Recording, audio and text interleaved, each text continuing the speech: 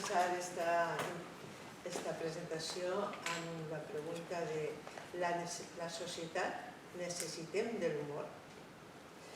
El director de cine francès Jean-Jacques Arnaud ha tractat el tema de la risa en dues pel·lícules que segurament tots vostès coneixen. La primera és En busca del foc, que mostra les relacions entre un grup de neandertals i un grup de sàpiens. Davant d'un fet fortuït, que cau una fruta damunt del cap d'un dels individus, la sàpiens comença a riure. Davant de la sorpresa dels altres, dubten, però al final tots riuen. Esta pel·lícula ens demostra que l'humor crea grup, convenç els més desconfiats i a més serveix per a començar a expressar emocions. L'altra pel·lícula és El nom de la rosa, del mateix director, que també és molt coneguda, evidentment, i on se mostra que el llibre de la biblioteca que tracta de l'humor està prohibit, perquè, segons l'abat, podria incitar a l'home a perdre la por a l'infern. En aquestes dues pel·lícules veiem que l'humor serveix per a facilitar l'avanç social i també la seva prohibició com a eina per a evitar el canvi de mentalitats, la concepció del món i, al fi i al cap, les actuacions personals i socials. Canta Xarango en el tema de Benvinguts. Tenim el riure a favor. Cada rialla del món que avança, avança. No tinguem por. Estimats membres del jurat, dels nostres companys de la Universitat Pompeu Fabra, vaig a presentar-vos el nostre equip. Són Concha Urbana Badia, Ascensió Castelló Alberti, Vicent Francesc Martínez García i Vicent Ripoll Escapés. Jo soc Assumpció Boix i jo. Defensarem la postura en contra de posar límits a l'humor i utilitzarem tres arguments. El primer és una necessitat social. L'humor és una ferramenta privilegiada per impulsar la crítica satírica i ridiculitzar en la societat les idees que són perjudicials. La segona és una necessitat psicològica. L'humor s'ha utilitzat en moltes societats lliures per a fer teràpies sobre determinats temes conflictius, diguem que ajuda a expressar l'humor d'una forma socialitzada. Prohibir l'humor seria com prohibir les expressions de l'amor o les expressions de sentiments. L'última idea que utilitzarem és la llibertat d'expressió. L'humor és imprescindible en les societats plurals. Les normes que el judicialitzen impedeixen la creació de noves postures i afavoreixen l'autocensura. I això ara mateix està passant. Per últim, volem fer una proposta. S'ha d'educar socialment en valors de respecte i pensament crític. Abans d'acabar, voldria, en nom de tot el nostre equip, agrair l'oportunitat de participar en aquest fòrum necessari gràcies a la xarxa Vives i a tota l'organització i a més a tota l'audiència que ens acompanya, que agraïm la seva companyia. Per tant, ara defensarem la postura en contra de posar límits a l'humor. Moltes gràcies.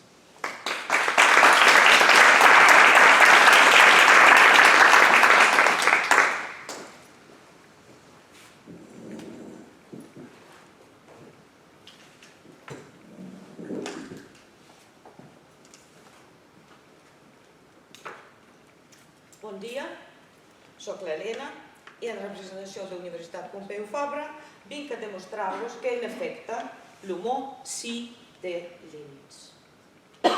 1993.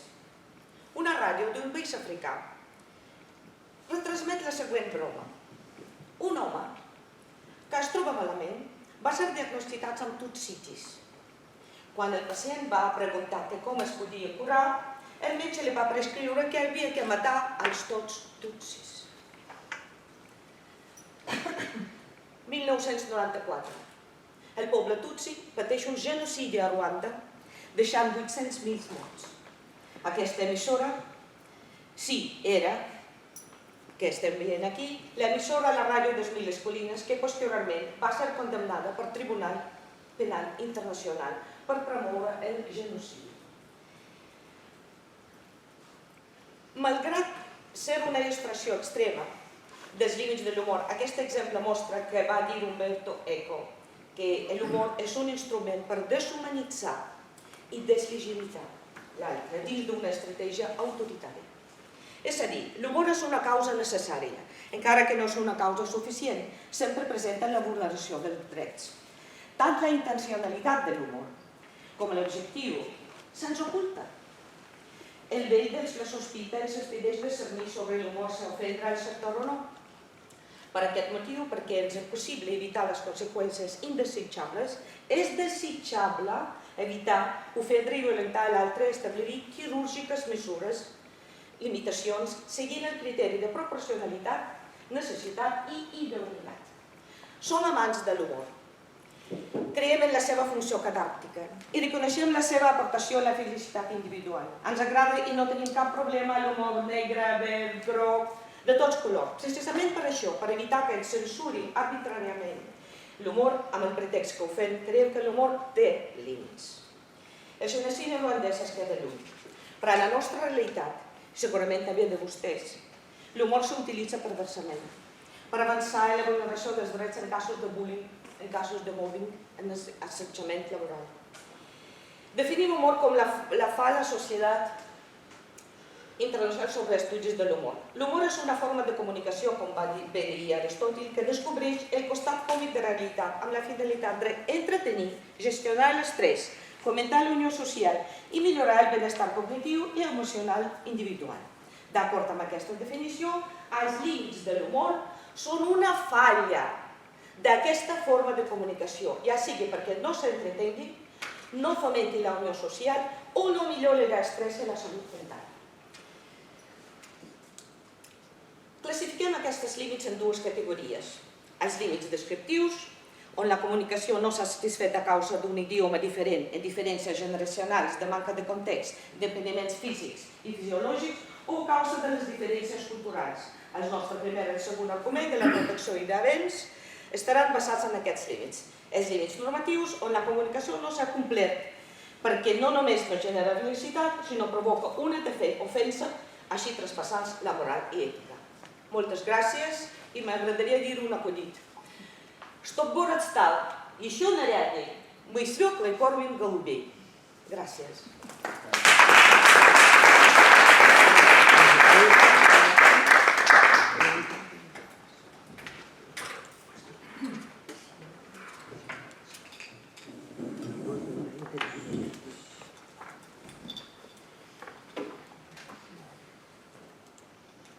Bon dia, companyes, tant el Pompeu Fabra, companys, jurat, públic. Un fantasma recorre Europa. És el fantasma de l'extrema dreta que va guanyant posicions país rere país i el nostre no s'alia a aquest fenomen, per desgràcia, com s'ha demostrat en les darreres eleccions. El nostre és un poble aficionat a criticar. Cal l'esperit crític. L'humor pot ser una eina de crítica. Les fogueres de Sant Joan eren, les falles de València, eren elements populars que amb humor atacaven el poder. Les xirigotes de Cádiz, n'hi ha algunes de ben famoses, que se fiquen, per exemple, amb la monarquia. N'hi ha molts exemples. Les carnestoltes, en general. Aquesta manera d'intentar llevar-se a sobre el jou de l'Església Catòlica. El pesat jou. És veritat que quan s'ha intentat posar límits a l'humor, han sigut burlats. I nosaltres pensem que continua sent evident que n'hi ha que atacar el poder. Sempre pensem en un humor de baix cap a dalt, un humor que faça que aquesta societat siga més sana, més saludable, amb capacitat de riure's d'ella mateixa, sobretot, i sobretot posar en qüestió, criticar. L'esperit crític no només s'ha de fomentar des de les aules, ha de ser una societat educativa. I tothom ha de poder participar en les crítiques. I no sempre és fàcil, perquè els mitjans de comunicació no sempre donen oportunitat per a que participem. I n'hi ha un exemple destacable, des del nostre punt de vista, que és Benvingut Mr. Marshall.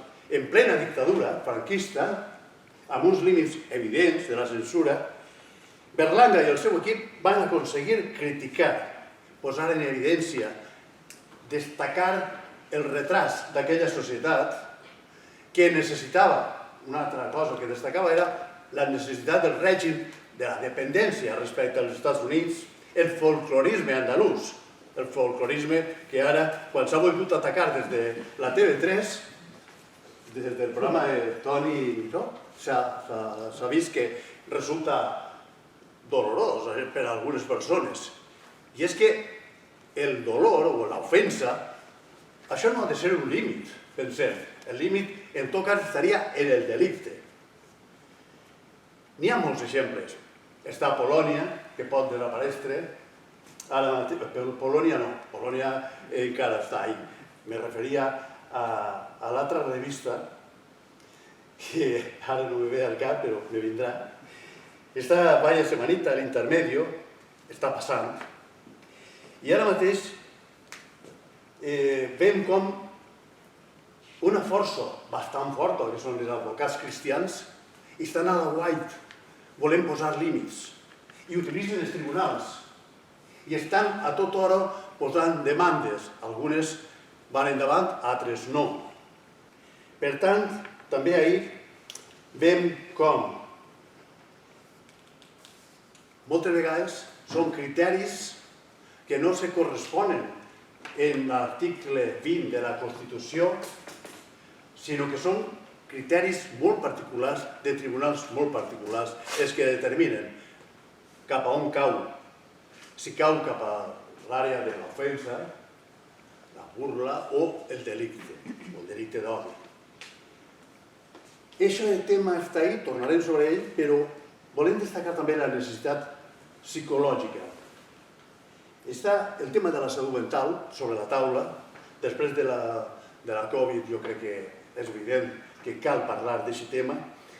I n'hi ha una cosa evident, i és que des de la més remota antiguitat l'humor, sense límits, ha sigut una eina que ha anat molt bé per a combatre la depressió i per a combatre tots aquests estats mentals que cal superar moltes vegades. Digue'm.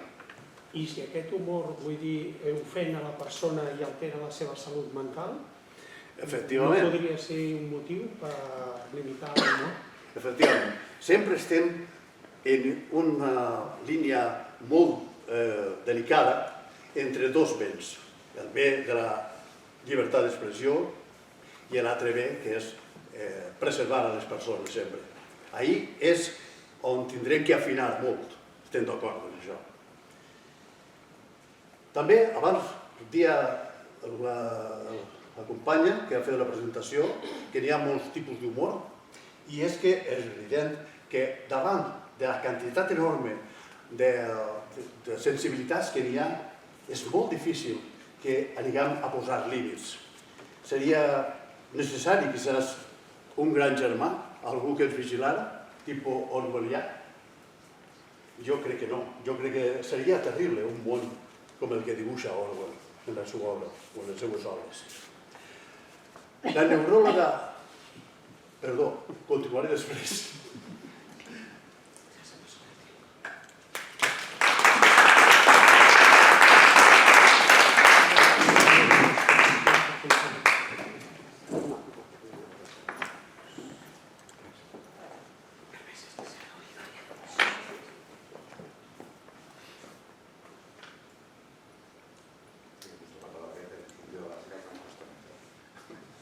Bon dia, em dic Joaquim i en nom de la de la UPF intentaré desenvolupar els arguments que la meva companya Helena ha presentat. El primer argument és l'argument de la protecció. Està clar que hi ha certes minories que ens cal protegir, que tenim que ajudar a protegir, jo crec que tots estaríem d'acord. I el que creiem és que és necessari que apliquem uns límits. El que passa és que aquests límits els volem que siguin quirúrgics, que siguin utilitzats únicament en els casos que siguin estrictament necessaris. Amb l'exemple que ella ha posat del cas de Ruanda, jo crec que tots estaríem d'acord que és una perversió de l'humor el que s'estava fent en aquella situació i que va provocar un genocidi. Llavors, aquest tipus de límit quirúrgic és el que tindríem que no prohibir res, però sí buscar i tallar quirúrgicament aquesta situació. Alguns d'aquests límits estan recollits i després ho comentarem amb l'argument legal amb els delictes d'odis i d'injúries. Nosaltres el que fem és una proposta de fer alguna cosa menys punitiu, és a dir, no volem arribar al Codi Penal per fer tot això. Creiem que hi ha tota una sèrie de passos previs que es poden fer per evitar aquest tipus d'humor. Per exemple, allunyar les persones que assetgen, evitar el bullying, evitar el mobbing. No són prohibicions, però sí són situacions que veiem i que podem limitar. L'humor pot perpetuar i estigmatitzar algunes minories. Els límits ens poden ajudar a evitar aquesta estigmatització. Com per exemple podríem parlar del blackface, de la utilització del blackface en les obres de teatre. Nosaltres no seríem partidaris de prohibir el blackface, no prohibir-ho. Però per exemple una bona mesura perquè ningú se senti ofès perquè una persona es pinti de negre per fer una representació teatral és avisar-ho a l'entrada, és a dir, que tothom estigui avisat prèviament que en aquella representació per el que sigui s'utilitzarà blackface. Si l'humor banalitza violacions, racisme, qualsevol d'aquest concepte, és on tindrien que aplicar aquests límits quirúrgics. Aquesta és la nostra argumentació. Max Weber ja ho deia, que no només hem de parlar de drets limitats pels altres, sinó de deures dels uns enfront dels altres. Jo crec que és una bona expressió. El segon argument és el de l'avenç, i aquí, després ho comentaré amb la refutació, estarem d'acord amb moltes de les coses que he dit a l'equip contrari. L'humor té una funció social, és una eina de denúncia, i que perquè això continuï a més, la manera de protegir-ho és utilitzar límits quirúrgics com els que hem dit.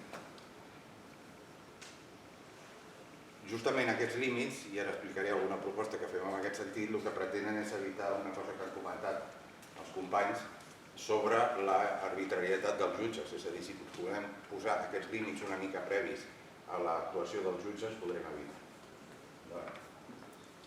Gràcies. Els límits s'eduquen o s'imposen? Contestaré després, que forma part dintre dels arguments, i és la refutació, si no, ara contesto.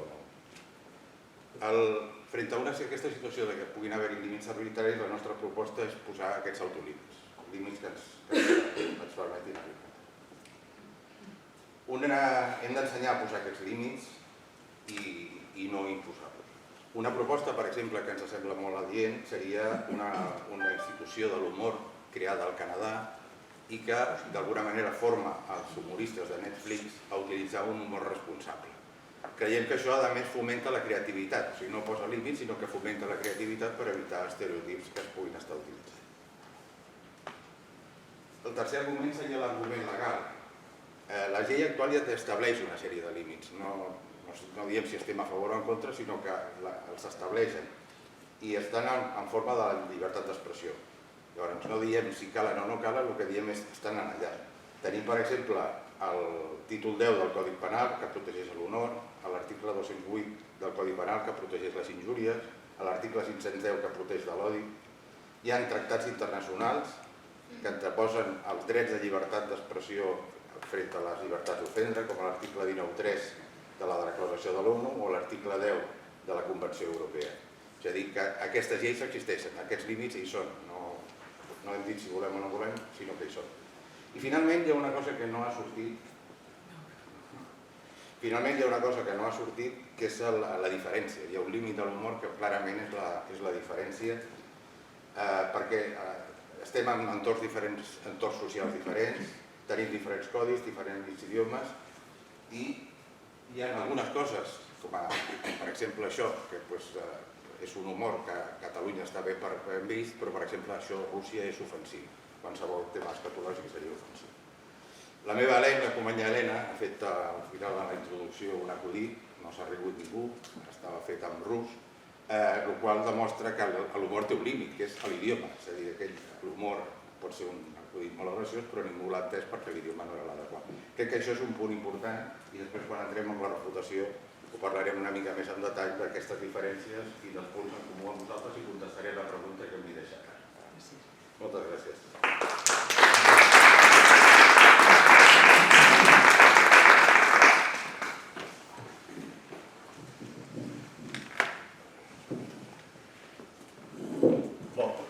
Començant per el darrer que deia el company de Pompeu Fabra, no és un límit.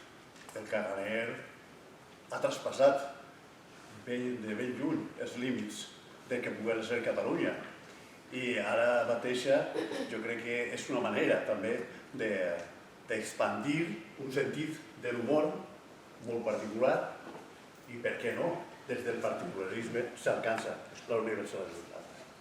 El professor Calvo Maturana de la Universitat de Màlaga diu: és molt perillós posar límits a l'humor en un estat democràtic, ja que cada persona té els seus propis límits. I si estiguessin a la sensibilitat de cadascú, correríem el risc de no poder fer broma de res. Seria una societat, jo crec que bastant trista, aquesta, que estiguera tan regularitzada, on tot estiguera ple de línies roges que no pogueren travessar. És que tenim certa edat i tenim el cabell blanc, uns més i altres menys. Recordem perfectament revistes com ara La Codornitx, Hermano Lobo, El Papus i el seu atemptat. Por favor. Cal retre homenatge a totes aquestes revistes i a les persones que estigueren al darrere. Era un risc, un exercici de llibertat d'expressió arriscat.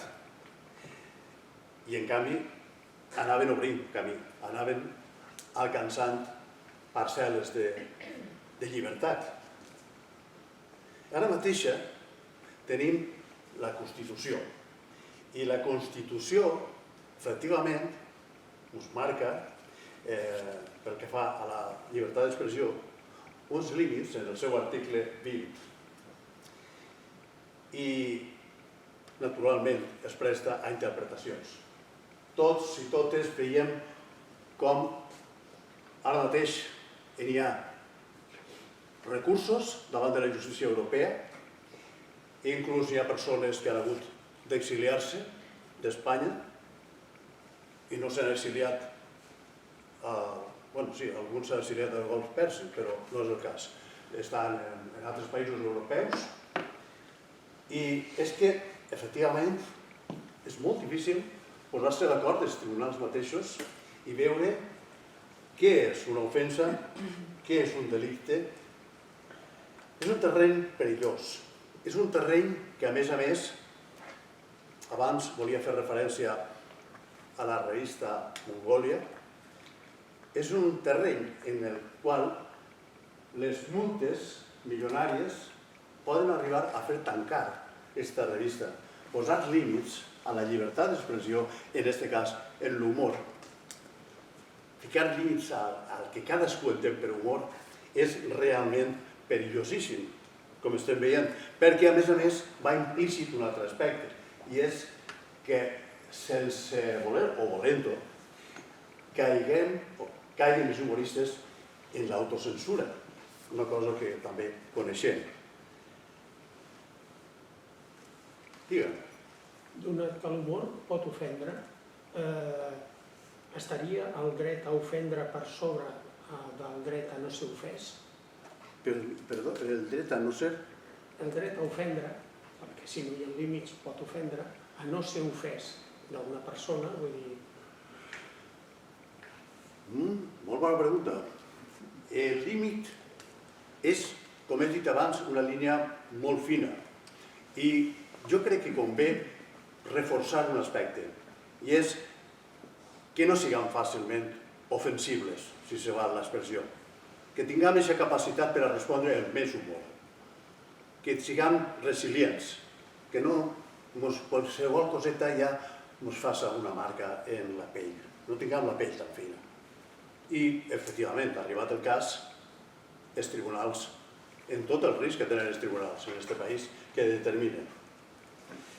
N'hi ha, de totes formes, una cosa que queda clara, i és que en aquests moments, en aquest país, hi ha un cert risc de que se caiga en aquest tipus d'autocensura, que anirem a anar retallant aquestes parcel·les de llibertat, anirem posant límits d'una manera més o menys conscient i anirem, per tant, reduint aquesta capacitat que té l'humor. Nosaltres, des del meu equip, volem fer una proposta de consens, un nou contracte social, basant-nos en la teoria d'Antonio Gramsci sobre l'hegemonia, i és arribar a una societat educativa, on es bandeja el discurs d'odi, i també, i especialment, a través de l'humor. Educar des de la infantesa, educar el pensament crític, la resiliència, l'empatia, el respecte. Més que posar els límits. No creem en els límits, anem a una societat que no és la que ara mateixa se vislumbra, s'entreveu, s'albira, però que creiem fermament que és la solució millor. No tan sols les lleis, sinó més enllà.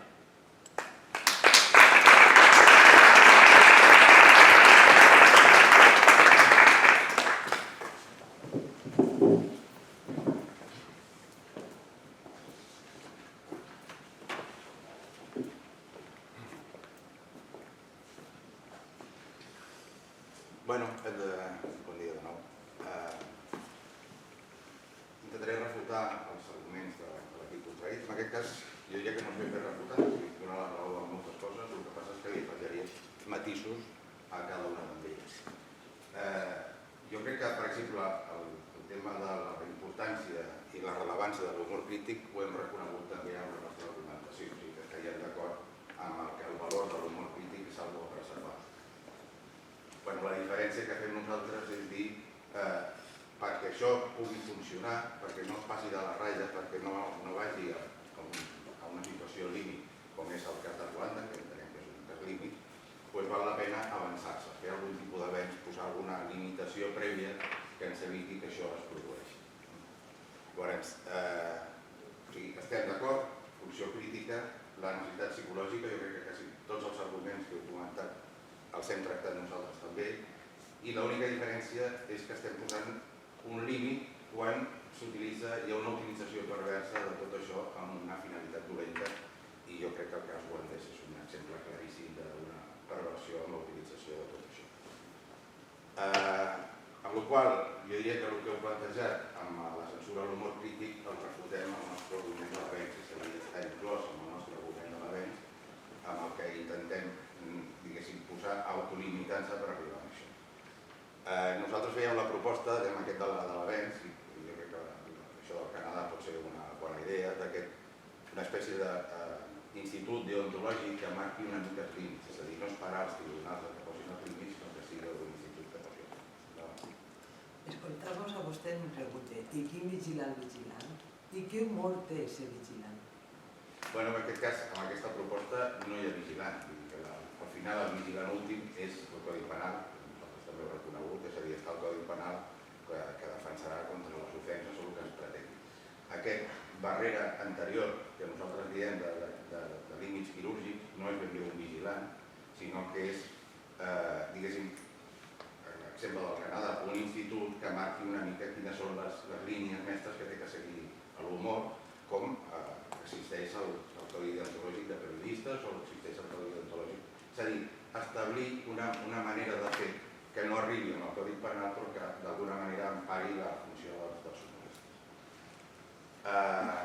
En el cas de la llibertat d'expressió, ho ja hem comentat, també està en el nostre argument legal, ho hem comentat, al final és un balanç entre els drets de l'uns i els dels altres i sí que hi ha tota una sèrie de normatives que ens agradin o no estaran allà, perquè aquests límits hi són, no es poden discutir, no és que diem ens agraden o no ens agraden, sinó que estaran allà i per tant estan aquí. El que la nostra proposta és no arribar-hi fins al punt aquest que els jutges de manera arbitrària, com també heu comentat, interpretin aquesta legislació, que sempre és ambigua, perquè té que ser ambigua tot el que es Codi Penal, té que ser una mica ambigu, doncs perquè no hi hagi aquesta interpretació, posar aquest límit quirúrgic previ que ens ajudi a limitar. Bueno, jo crec que amb això sí que estaríem d'acord en moltes coses i l'única que sí que ens diferenciem i per nosaltres sí que és un límit real és el de la diferència, és a dir, és molt evident, és molt clar, però està clar que el que has comentat del caganer, sí, igual s'està difonent, però per a alguna persona, com per exemple per l'Helena, que és russa, totes les bromes escatològiques li tenen una certa atenció perquè la seva cultura és així, llavors li podrà fer gràcia com a representant de la cultura catalana, però com a persona russa diu que jo no entenc aquest tipus d'escatologia. I això és una diferència, és un límit real, és així, és a dir, no es pot fer humor si l'altre no t'entén. No he posat a l'argumentació, però ja el codi de Jacobson de la comunicació, i si emissor i receptor no utilitzen un codi comú per fer aquesta comunicació, doncs està clar que no s'entenen, que no funciona la comunicació, es trenca la comunicació. Bé, això seria la refutació. Recordaria una mica els tres arguments per apuntar-los una mica bé. El tema de la protecció dels minoristes, amb el cas de Ruanda com l'exemple més clar d'una situació amb la que es traspassen els límits i que s'ha de fer algun límit quirúrgic per evitar que això es produeixi. El tema de l'avenç, és a dir, sinó buscar una manera, i hem proposat a l'Institut aquest de l'Humor de Canadà, per exemple, com un exemple, d'autolimitar-se, de no tindre que posar el límit amb el Codi Penal, d'arribar abans. És a dir, que ensenyem a posar el límit i no el posem. Hem comentat l'argument legal de les lleis i he enumerat les diferents lleis que existeixen, que hi són, que són un límit autèntic, que limiten la llibertat d'expressió i per tant l'humor, hem parlat de les diferents lleis que ho compleixen i finalment hem parlat de la diferència com un límit també real i persistent i que s'ha de tindre en compte. Jo crec que l'exemple de la broma en rus amb el tema de la diferència és un clar exemple. Una broma que pot ser molt graciosa a Rússia, aquí no ha fet cap ús. Molt bé, i amb això acabaria el meu torn. Gràcies.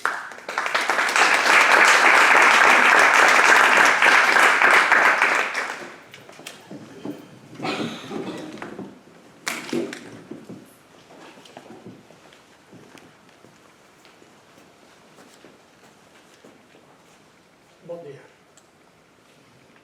Quan l'equip contrari, els amics de l'equip contrari han parlat de la necessitat social i de la necessitat psicològica de l'humor, nosaltres estem d'acord, i no solament estem d'acord, és que hem utilitzat la definició de l'Acadèmia de l'Humor perquè, vull dir, l'humor en principi serveix per gestionar l'estrès, serveix per fomentar la unió social, serveix, a més, vull dir, per millorar les condicions del benestar psíquic i social. O sigui que estem total i absolutament d'acord amb vostès. Ara bé, en el mateix moment que vostès parlen d'empatia, jo diria que nosaltres no considerem que els límits siguin això, uns límits, sinó que realment, amb la Paula Rueda, que és una psicòloga, considerem que són camins per millorar l'empatia. Vull dir que el que pugui fer un acudit, vull dir, pensi en l'altre. Per l'altra banda, i això està inclòs dintre del respecte que nosaltres sentim per l'altre. Per nosaltres el dret de no ser ofès, vull dir, té que ser compensat per el deure del que explica l'acudit, el que fa l'humor, per no ferir-lo. Per l'altra banda, s'ha parlat també de l'humor com a crítica. Nosaltres tenim l'argument de l'avenç, perquè realment ens preocupa el que en un moment determinat aquestes expressions que ha parlat el company, les falles, la quaresma, etc., no deixen de ser vàlvules d'escapament que té el poder, vull dir, perquè la gent, vull dir, van a circenses.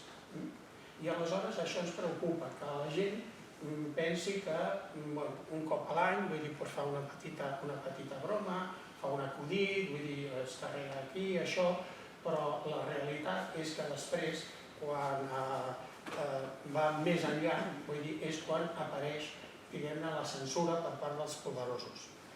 Un exemple, a més, vull dir, ve amb el que s'ha dit dels advocats cristians. Precisament aquesta és una de les forces, vull dir, que a nosaltres ens preocupen, i per això parlem sempre de l'avenç, vull dir, de l'interès en què l'humor estigui protegit, però estigui protegit per uns límits. I aquests límits, vull dir, a més, són quirúrgics, com ha dit el company, i es basen en la idoneïtat, en la necessitat i en la proporcionalitat. Respecte de la llibertat d'expressió, a nosaltres estem per la llibertat d'expressió, ens agrada tot tipus d'humor. El que no ens agrada és aquell humor, vull dir, que té una intencionalitat humillant. Vull dir, tenim que aprendre, en això estic d'acord amb els companys, vull dir, tenim que aprendre a riure's amb i no riure'ns de.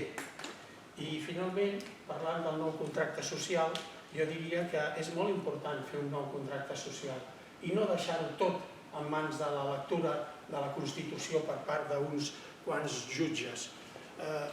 Parlant dels advocats cristians, el Xavi Hebdo, i aquí el veu homenatge als morts, vull dir, és una crítica a doble fulla sobre la diòcesi d'Estrasburg.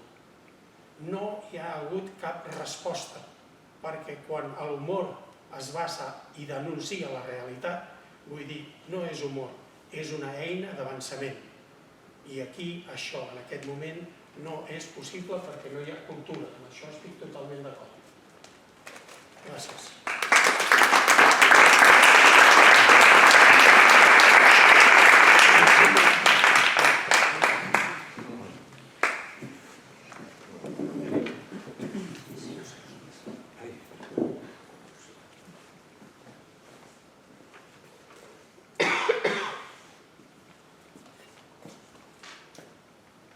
Bon matí,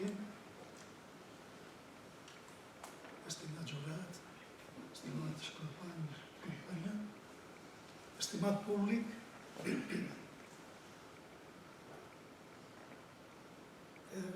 Vull dir, primer de tot, que ha estat un debat molt constructiu per les dues parts. S'han dit coses interessants. El fil dels arguments exposats pel nostre equip, que pensa que han sigut, sense cap dubte, determinants en el desenvolupament del debat, faré menció breument a les tres idees que han conformat la base de la nostra argumentació. Que, com deia un company de l'altre equip, efectivament, podem coincidir en algunes de les coses plantejades. Han parlat vostès d'una protecció de la societat com a concepte. La societat madura, una societat madura, ben formada, no necessita de cap protecció, o sigui, d'un esperit d'abans, efectivament, perquè siga una societat que no necessita en absolut cap recomanació ni protecció dels poders.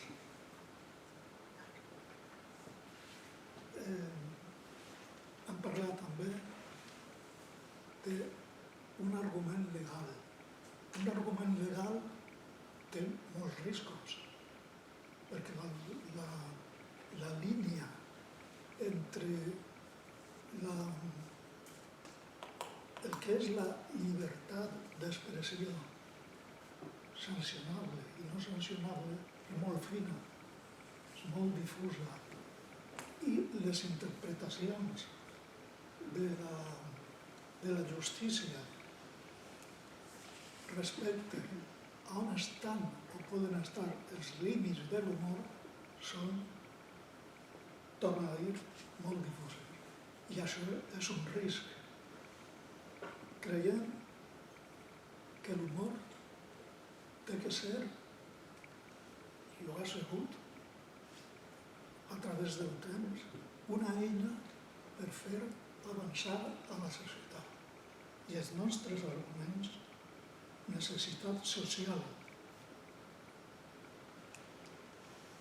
L'humor ha d'estar present en totes les manifestacions artístiques per fer una societat més digna, més lliure. La necessitat psicològica, imprescindible riure de la por que tenim, dels prejudicis, ser irreverent. Això també ens fa més lliures i tolerants. I la llibertat d'expressió. La sagrada llibertat d'expressió, que és un pilar fonamental dels drets humans. Per tant, a riure. Sobretot, a riure de nosaltres mateixos. Moltes gràcies.